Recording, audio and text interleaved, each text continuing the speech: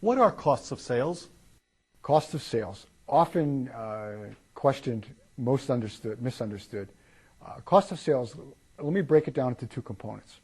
There are costs that are directly associated with either delivering your product or service. Let's use a restaurant as an example. A restaurant delivers a dinner to a customer. What are the costs of sales?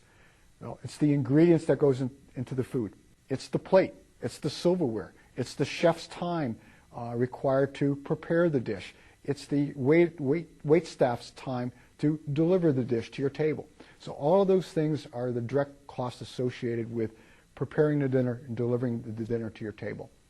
Then we have something that's called indirect costs, things that cannot be directly associated with the preparation of that dinner. The heat, light, and power of the restaurant, the property taxes, the insurance, the fringe benefits of the employees, those are all things that are indirectly associated with the preparation of the meal. So those become the cost of selling the service to the customer. I can figure out my costs for rent because that doesn't change month to month. But in my restaurant, what do I do if we get busy and I need more dishwashers and waitresses and hosts and hostesses? Let's go back to the forecast. Again, forecast is your plan of what your business volume is going to be on a weekly, monthly basis, depending upon the type of business that you have. And this is where we have to estimate what costs are going to be variable with the volume of business that we have. So once we start to identify those costs, and let's use our restaurant analogy again, the variable cost of the business would be the raw material, the food, the dishes to a certain extent, the silverware to a certain extent, the linens. All of those things are going to be driven by the number of customers that come through the door. So using the forecast to determine what volume of business we're going to have on a monthly basis is absolutely paramount that we understand that.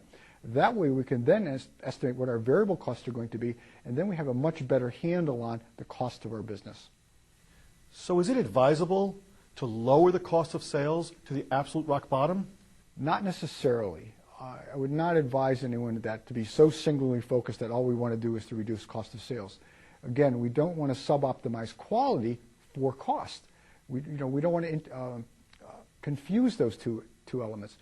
What we want to do is we want to manage cost. We want to develop what I call a cost mindset. We want to look at our business on a daily basis as to why am I performing this activity? The activities we perform drive the cost.